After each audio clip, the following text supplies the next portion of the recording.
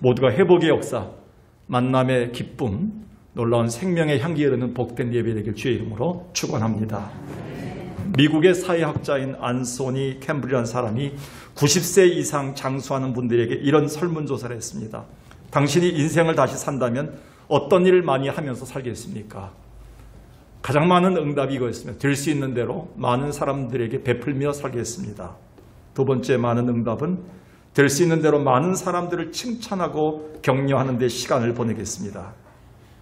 한 번쯤 우리 자신을 돌아보게 하는 그런 설문조사라고 생각합니다. 그들이 100년 가까운 인생을 살면서 지금에 와서 가장 많이 후회되는 것이 있다면 다른 사람들을 위해서 섬기지 못했다는 것, 별로 그런 기회가 없었다는 것을 후회하면서 지금이라도 시간이 주어진다면 이웃에게 베풀며 다른 사람을 칭찬하고 격려하는 삶을 살겠다는 자조 섞인 그런 반성이 들어가 있는 대답들이었습니다. 그렇습니다. 저 또한 코로나 사태를 길게 겪어오면서 특히 지금에 와서 더 절실히 느끼는 것은 앞으로 우리에게 주어진 시간들이 그다지 많지 않다는 사실과 단 하루를 살아도 오늘이 마지막인 것처럼 후회하지 않고 살고 싶다는 생각들입니다. 아마 저뿐만 아니라 우리 모두의 공감일 거라는 생각됩니다. 따라서 인생의 마지막이 가까움을 느꼈던 사도 베드로는 좀 늦은 감이 있지만 지금이라도 이제라도 철이 들어서 이렇게 살아야 함을 그는 죽기 전에 고백했습니다. 이것이 베드로전서 3장 9절 10절입니다. 악을 악으로 갚지 마라. 욕을 욕으로 갚지 마라. 우리가 젊었을 때는요, 욕한 사람은 못 참습니다. 못 견딥니다. 댓글을 달거나 반응을 해야 됩니다. 근데 우리가 시간이 지나면서 깨달은 것은, 특히 코로나를 거치면서 깨달은 것은 베드로의 깨달음입니다. 도리어 저들에게 복을 비는 삶을 살아라. 왜? 우리는 이 복을 빌기 위해서 부름받았고, 그러지만 우리 다음 세대들도 복을 이어받을 수 있다, 이렇게 얘기합니다. 여러분, 복을 받아본 부모만이 복을 받을 수 있는 자녀를 볼 수가 있습니다.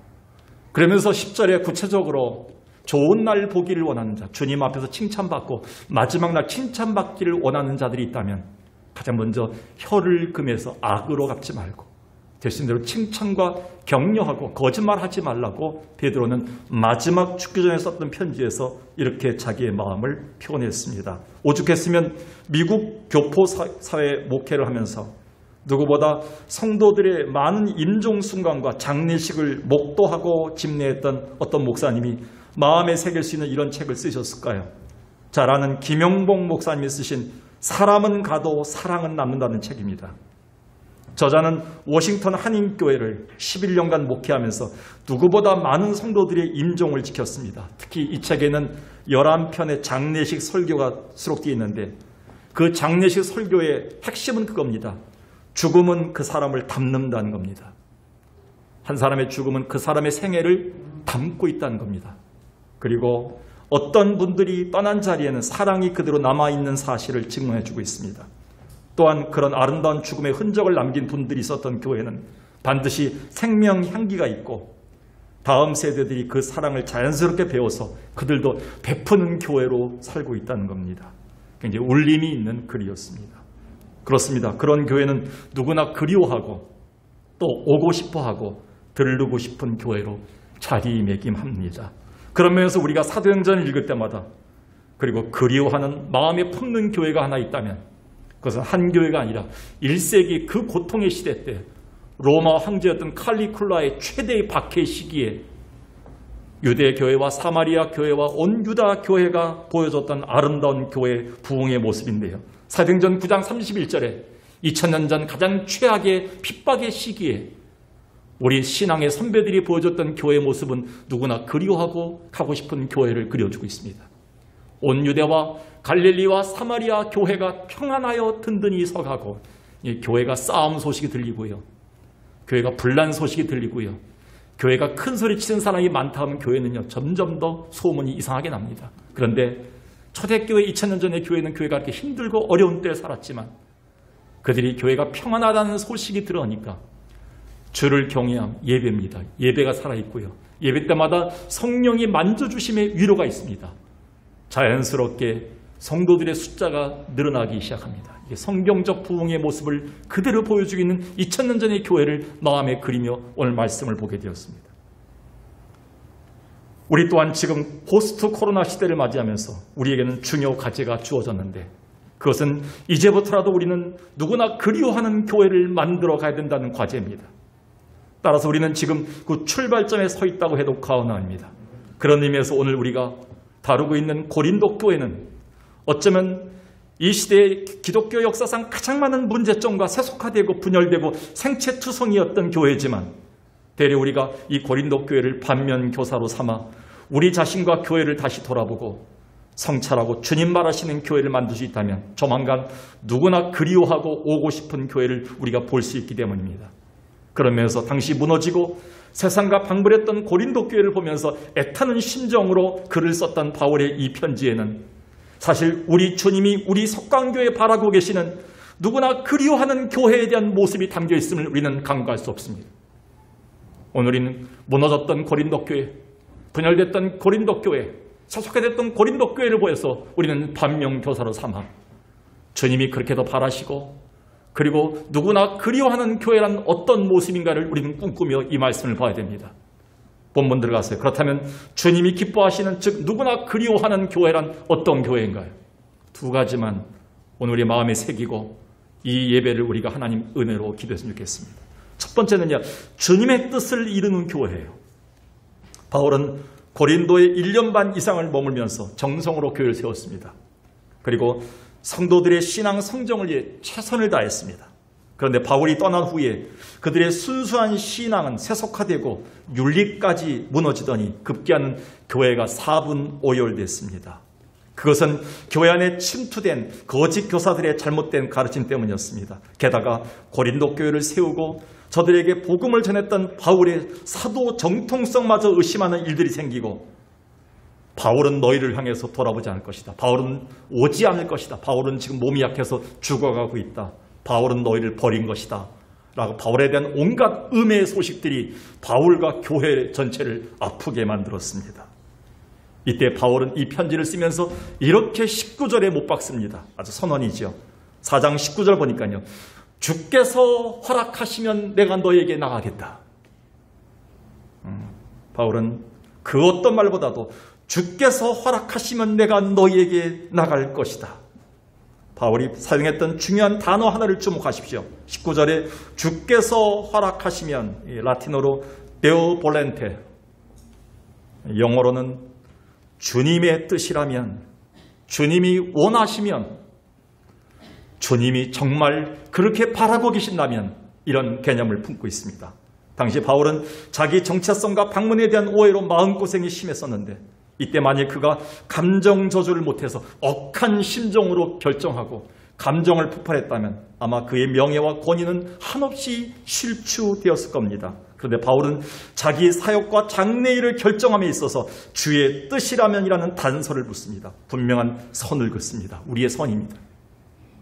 이것은 그 어떤 계획일지라도 궁극적으로 이 일을 계획하시고 인도하시고 성취하시는 분이 주님이시기에 오직 주님의 뜻과 생각보다 앞서지 않겠다는 신앙 고백의 일정입니다. 그러나 안타깝게도 고린도 교회 안에는 주님의 뜻을 의식하기보다 사람의 목소리나 그들의 명석한 판단을 더 중요시하는 자들로 넘쳐났습니다. 이런 생각들의 분분함으로 인해 교회는 똑똑한 사람, 목소리 큰 사람 중심으로 사분오열되기 시작했습니다. 고린도전서 1장 11절 12절에서 바울은 이 교회를 향해서 편지를 쓰면서 서론에서 이렇게 얘기합니다. 내가 여러 가지 소문을 듣게 되었는데 너희 가운데 교회가 분열됐다는 소식을 듣는다. 12절에 내가 이것을 말하거니와 너희가 어떤 사람들을 만나니 어떤 사람 난 바울파다. 나는 아볼로파다. 나는 게바파, 베드로파다. 나는 그리스도 십자가파다. 이렇게 주장하는데 이게 웬일인가? 교회가 어떻게 네 개로 쪼개어졌는가? 바울은 교회를 세웠던 사람으로 애타는 심정으로 그들을 책망하고 있습니다. 이런 소문들 때문에 고린도 교회는 점점 오고 싶지 않은 교회, 다시 가고 싶지 않은 교회로 소문나기 시작했습니다. 그렇기에 바울은 사람의 탁월한 계획보다 주님의 생각이 우선될 때만이 내가 결정하고 가겠다는 분명한 선언을 합니다. 그리고 고린도전서 2장 16절에서 이렇게 얘기합니다. 누가 하나님의 교회 일을 하면서 주의 마음을 갖고 일하겠느냐? 누가 그리스도의 마음을 갖고 일하느냐? 하나님의 교회는요, 어떤 특별한 사람의 마음이 아니에요. 특별한 어떤 사람의 영향력 있는 사람의 마음이 아니라 한 사람의 목사의 마음이 아니라 하나님의 마음을 푸는 자들이 있을 때 교회의 아름다운 소문이 날 수 있다 이렇게 얘기합니다. 그들은 모두가 다 주님의 뜻이라면 주가 원하시면이라는 전제를 갖고 살아가는 사람들입니다. 이런 유사한 혼란을 겪었던 교회가 빌립보 교회입니다. 빌립보 교회를 향해서 바울의 권면에서 이것은 강하게 나타납니다. 특히 빌립보서 2장 14절을 먼저 보면요. 14절을 보면 모든 일을 원망과 시비가 없이 해야 될 이유가 있다. 다시 12절 보십시오. 나의 사랑하는 자들아 너희가 나 있을 때뿐 아니라 없을 때도 항상 복종하여 두렵고 떨림으로 너희 구원을 이루라. 하나님의 교회의 일은요. 구원을 이룬 일입니다. 하나님의 교회 어떤 일도요. 하나님의 교회 각 전도의 어떤 사업도요. 두렵고 떨림으로 임해야 됩니다. 왜냐하면 13절이 답이 나와 있습니다. 이 모든 일을 계획하신 분은 하나님이기 때문에 자기의 기쁘신 뜻을 위하여 너희에게 소원을 두고 행하신다. 여기 소원을 두고 행하신다는 말이에요. 아까 얘기했던 주님이 허락하시면 데오 볼렌타라는 말과 똑같은 원어가 쓰여져 있습니다. 하나님의 교회가 원망과 시비가 없이 분열되지 말아야 될 이유, 내 목소리가 크지 말아야 될 이유가 무엇입니까? 하나님이 우리에게 소원을 두고 행하시고 하나님의 뜻을 두고 행하는 교회이기 때문에 그 하나님의 마음을 찾는 것에 주안점이 있지 어떤 사람의 생각을 찾는 것에 주안점이 있는 것이 아니다 라고 바울은 못 받고 있습니다. 그러므로 하나님의 일이나 하나님의 교회의 중요한 결정들은 아주 신중해야 되고요. 두렵고 떨려야 됩니다. 몇 번이고 하나님께 물어야 됩니다. 각자 자신의 십자가에 철저히 못 박는 자세로 주님의 뜻을 구해야 됩니다. 이런 교회는 분열이나 나쁜 소문보다 오히려 아름다운 소문으로 누구나 그리워하는 교회가 됩니다. 따라서 야고보 사도는 그 당시 사업을 크게 하여 성공했던 성도들이 교회 안에 들어왔어요. 교회 안에서까지도 큰 소리 똥똥 치면서 하나님의 일조차 자기 생각대로 자기 계획대로 하려는 것에 이렇게 책망합니다. 야고보서 4장 13, 15절까지 보십시오. 들어라. 너희 중에 어떤 사람들이 세상에 나가서 오늘이나 내일 사업을 하고 1년 동안 가서 일을 하면 이렇게 사업장이 클 것이다. 이렇게 성공할 것이다 하는 자들이 있을 것이다. 자랑하지 말라. 너의 생명이 무엇이냐? 잠깐 보이다가 없어지는 안개다. 이 짧은 인생을 어떻게 승리할 수 있는가? 15절 너희가 도리어 이 말이 뭡니까? 이제부터 너희가 이 생각을 해야 된다. 이걸 고려해야 된다. 무엇입니까? 너희가 말할 때마다 주의 뜻이면 하겠습니다 라는 말로 바꿔야 된다는 거예요. 이게 주님이 원하시면 하겠습니다 라는 생각으로 바꿔야 된다는 겁니다. 특별한 사람의 생각, 특별한 계획들을 밀고 나가지 말고 주님의 뜻이면 우리가 하겠습니다라는 주님 우선주의로 주님의 뜻을 이루는 교회가 되도록 야고보는 저들에게 이렇게 선포해주고 있다는 겁니다. 얼마 전 제가 아는 지인으로부터 자식 혼사에 대한 모바일 청첩장을 받았습니다. 요즘 이게 종이 청첩장이 안 오고요. 핸드폰으로 청첩장이 옵니다. 좀 색달라서 여러분의 소개하는데 제 마음에 확 들어오더군요. 이렇게 써 있습니다. 저희 두 사람은 주님의 뜻이 맞다면 8월 27일 결혼할 것입니다. 좀 그냥 얼핏 지나가는데 다른 사람들이 보낼 땐 우리가 결혼하니 많이 와주십시오. 기도합니다. 뭐 이렇게 할 텐데 저희 두 사람은 주님의 뜻이라면 8월 27일 토요일 오후 2시에 결혼합니다. 간단한 말 같지만 참 신선하고 신앙 고백이 담긴 통지라고 생각합니다. 주님이 허락하지 않으면 이 예배도 될 수가 없고요. 주님이 허락하지 않으면 코로나 이후에 하나님의 교회가 다시 일어날 수가 없습니다. 오늘 주님의 뜻을 구하는 예배로 우리는 모여 있는 겁니다. 기도 응답의 모범이었던 조지 물러 목사님은 우리에게 이렇게 경고했습니다. 우리가 하나님의 자녀라면 기도보다 앞서지 말라. 말씀보다 앞서지 말라. 성령보다 앞서지 말라. 한마디로 뭡니까? 주님의 뜻을 먼저 고민해야 된다 이렇게 얘기합니다. 우리는 자주 얘기합니다. 우리 할아버지가 못 이루었던 일인데 너희 아버지도 못 이루었다. 아들아, 너라도 우리 집에 가문을 이어야 되지 않냐. 이 일 반드시 해야 된다. 힘들어도 넌 이 길을 가야 된다. 그래서 목회자 된 사람도 있고요. 그래서 사업장으로 밀려간 애들도 있고요. 그래서 여러 가지 직장을 선택한 사람도 있어요. 굉장히 힘들어합니다. 그 상담을 오랫동안 해왔습니다. 어떤 사람들은 자기 고집대로 합니다. 그런데 우리의 자세가 달라져야 돼요.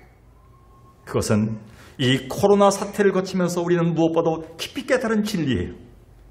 그동안 너무 한국교회나 우리가 주님의 뜻보다 앞서갔기 때문에 이렇게 교회와 주의 이름이 실추되고 무례한 기독교로 각인되어 있어 이제는 더 이상 전도하기 힘든 때를 살게 된 겁니다. 우리가 얼마나 많이 하는 말이 뭔지 아십니까? 하나님의 나라입니다. 주의 뜻입니다. 우리는 기도 속에서 주의 나라가 이루게 하옵시고 하나님의 나라가 이루어지게 하옵시고 하나님의 이름이 땅에 떨어지지 않게 하옵시고 주의 뜻이 이루어질지어다. 해 바실레리아 투 데우 하나님의 나라를 많이 걸모합니다. 하나님의 나라가 뭡니까? 하나님의 생각입니다. 하나님의 뜻입니다. 하나님의 계획입니다.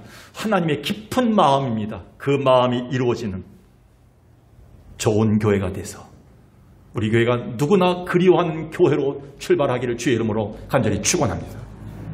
두 번째 마지막으로요. 하나님 나라의 능력을 경험하는 교회입니다. 첫 번째는 뭐였습니까? 주님의 뜻을 이루는 교회의 마음을 품고 기도하는 거예요. 두 번째는 뭡니까? 하나님의 나라의 능력을 경험할 수 있는 교회입니다. 여러분, 고린도 교회가 모든 지식이나 경험에 있어서 부족해서 교회에 파벌이 생겼나요? 교회가 모든 환경이 부족해서 헐뜯고 고소하고 심한 생채기가 생겼나요? 또 그들의 학문과 가문이 약해서 그렇게 되었나요? 아니올시다. 오히려 더 잘나고 똑똑해서 그랬습니다. 그러다 보니 거룩한 하나님의 교회 안에 세상 문화가 들어왔고요. 시장 바닥처럼 시끄러워졌습니다. 추함이 드러났습니다. 소위 말꾼들이 너무 많았어요. 고린도 전서를 보면요. 전부 말꾼들에 대한 책망입니다. 그리고 재직꾼들이 많았어요. 그리고 소위 영빨 있는 자들이 많았어요. 영빨. 방언받고요. 통역하고요. 목회자의 설교를 분석하고요. 그 다른 사람들 꿈을 통해서 다른 사람들 예언한다는 자들이 이런 자들이 고린도 교회에 영빨 있는 자들이 소위 이런 자들이 많이 나타났어요. 이런 사람들 때문에 교회는 나쁜 소문이 나기 시작했다는 거예요. 이상하지 않습니까? 고린도서 1장 5절 7절에 보니까 너희가 받은 게 너무 많다는 거예요. 모든 일, 곧 언변, 웅변가들이 많았어요. 말 잘하는 사람들이 있었어요. 모든 지식에 풍족한 헬라 철학자들이 있었어요. 박사학위 받은 자들이 많았어요. 그러니까 6절에 보니까 그리스도의 증거가 너희 중에 견고해서 그 어떤 것도 뚫지 못할 정도 세미나, 행사, 수많은 것들로 교회가 풍성하게 자랐어요. 7절에 보니까 은사도 부족함이 없이 받아갔고요. 영적인 자들이 많았고 목이 걸걸한 자들이 많았어요. 조금만 꿈을 꿔도 벌써 주의 뜻이 무엇이다 이렇게 생각한 자들이 많았어요. 그런 자들의 교회가 부흥할까요? 이렇게 풍부한 헬라 철학이나 사상 영향으로 지식이 넘쳐나고 언변이 탁월한 사람들, 교회 안에 교사나 말꾼들이 허다했는데 영적 은사인 방언과 통병까지 하는 자들이 넘쳤는데 소위 신령한 교회였는데 왜 교회가 분열되고 교만해졌고 그건 책망의 대상이 되었나요? 그러다 보니 그들로 인해 상처와 다툼들이 많아 바울은 이렇게 경고합니다. 이게 오늘 성경의 결론이죠. 고린도서 4장 20절입니다. 하나님의 나라는, 하나님의 교회는, 하나님의 가정은, 하나님의 성도들은 말 잘하는 데 있지 않다. 화려한 언변에 있지 않다. 하나님의 나라는 오직 능력에 있습니다. 여기서 말하는 능력이라는 것은 칼빈이 이렇게 해석했습니다.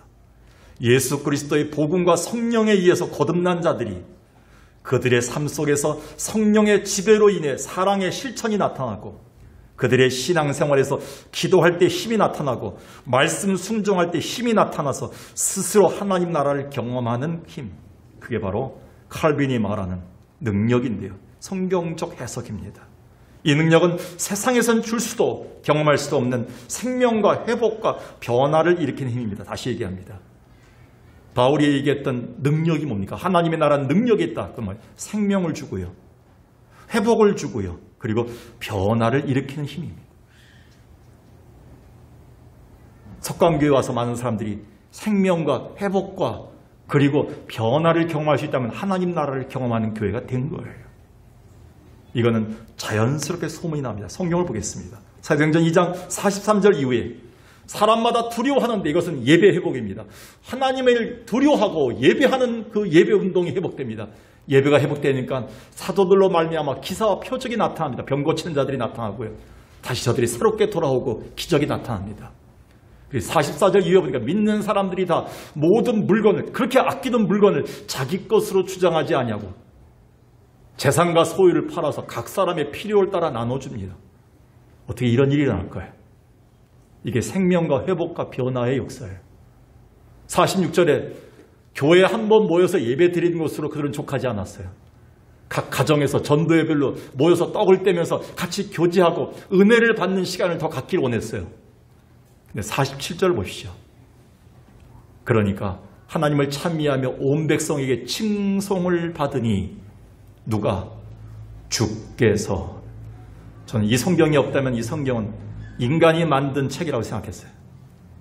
하나님의 교회 부흥은 목사 자신에게 있는 것이 아니에요. 위대한 장로님들 때문에 온 것이 아닙니다. 위대한 집사님이 계시기 때문에 온 것이 아닙니다. 교회 건물이 훌륭해서가 교회 부흥을 찾은 것이 아닙니다. 성경은 분명히 얘기합니다. 우리가 하나님의 예배가 회복되고 서로 자기의 삶을 나누고 사랑을 베푸는 이런 소문이 날 때 누가? 하나님이 자동적으로, 하나님이 자연스럽게 사람들을 불러 모아주신다는 거예요. 주께서 구원받는 숫자들을 어디서든지 데리고 오시는 거예요. 우리는 이걸 기억해야 됩니다. 하나님 방식대로의 부흥을 보여주는 것이죠. 따라서 이제는 한국교회가 이 땅에서 무례하고 이기적이고 말꾼들이 많아 너무 시끄럽고 매일 싸운다는 소문이 더 이상 나지 않았으면 좋겠어요. 오늘도 옆에 있는 그 골목, 장위동 골목으로 오면서 너무 마음이 아팠어요. 매주마다. 왜 다툼이 많은지요. 이렇게 싸움이 많은지요. 벌써 몇 년째, 2년 반째 얼마나 그 교회 앞에 사람들이 부딪히면서 온갖 욕설을 하면서 그런 일들이 계속 벌어지고 있는지. 아무리 정당하고 의로운 것이고 공의로운 것이라 할지라도 그것이 방법이 무례하고 하나님이 원하는 방식이 아닐 때는 주의 뜻이 아닙니다.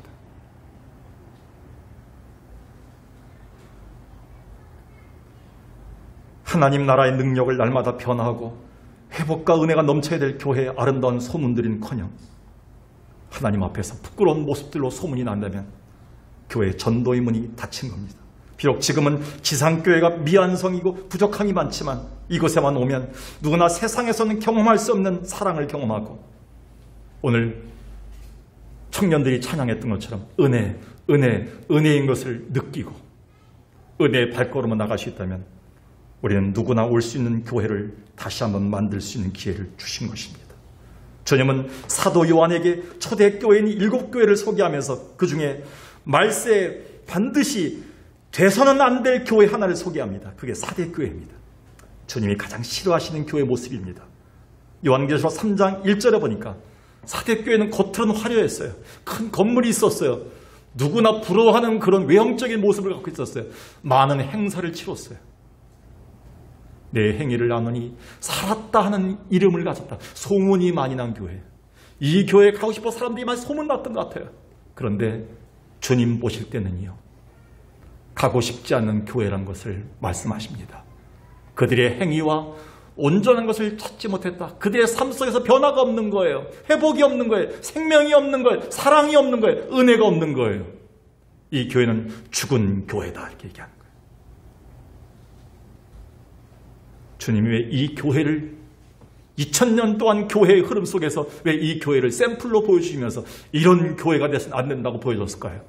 지금 한국교회는 점점 더 화려해지고 있습니다. 세계에서 가장 큰 교회가 5개나 됩니다. 세계적인 목사님들이 수십 명이나 돼요. 근데 한국에 이렇게 많은 범죄와 이렇게 많은 타락이 언제부터 우리를 힘들게 하나요? 세상은 교회를 향해서 외칩니다. 제발 교회가 정신을 차리고 우리를 변화시켜달라고 얘기합니다. 생명의 복음과 진리를 가지고 너희가 교회가 세상을 변화시켜달라고 우리 자녀들을 변화시켜달라고 요청하고 있습니다. 근데 우리가 변하지 못하고 있는 겁니다.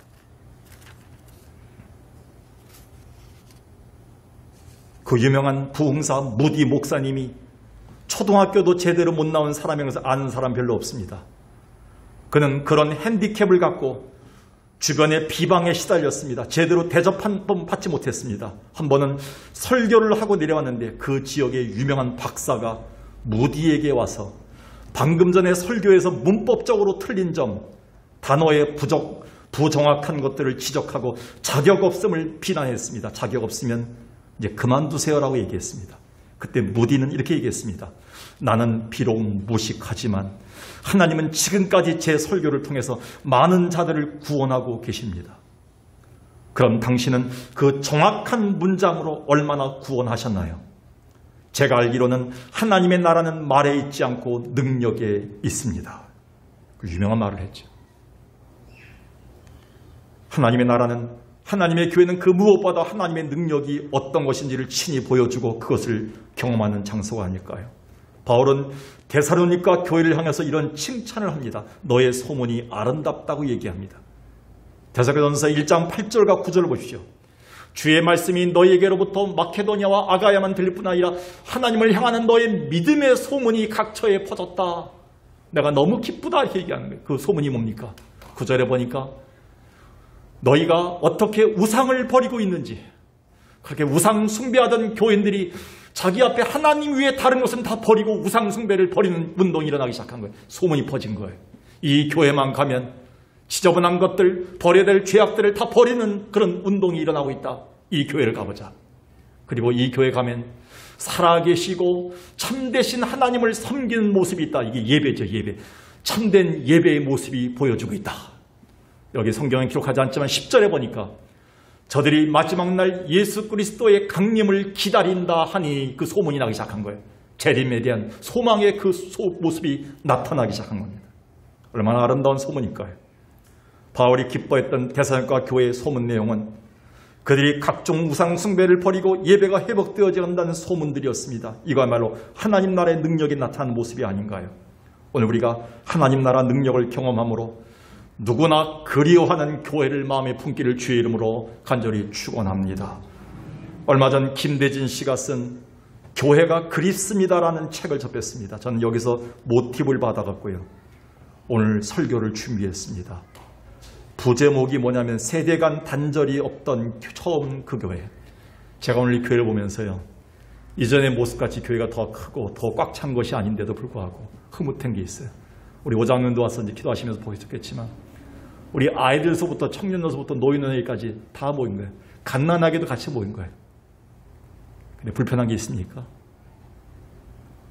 이게 바로 이 김대진 씨가 쓴 세대 간의 단절이 없는 통합된 예배를 얘기한 거예요.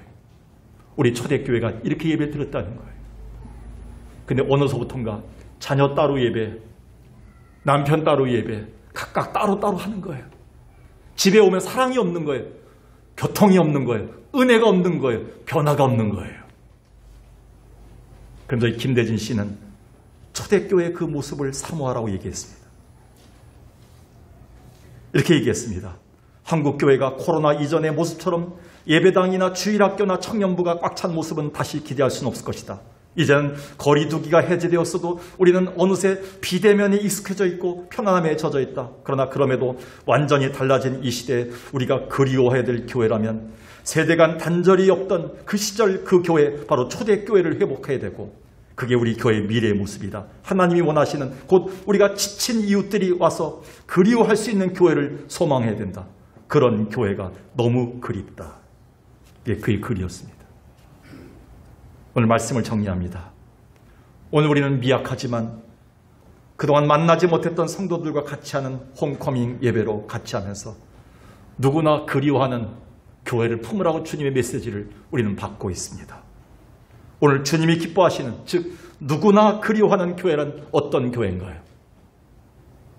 제발 주님의 뜻이 이루어지는 교회 되길 바라겠습니다.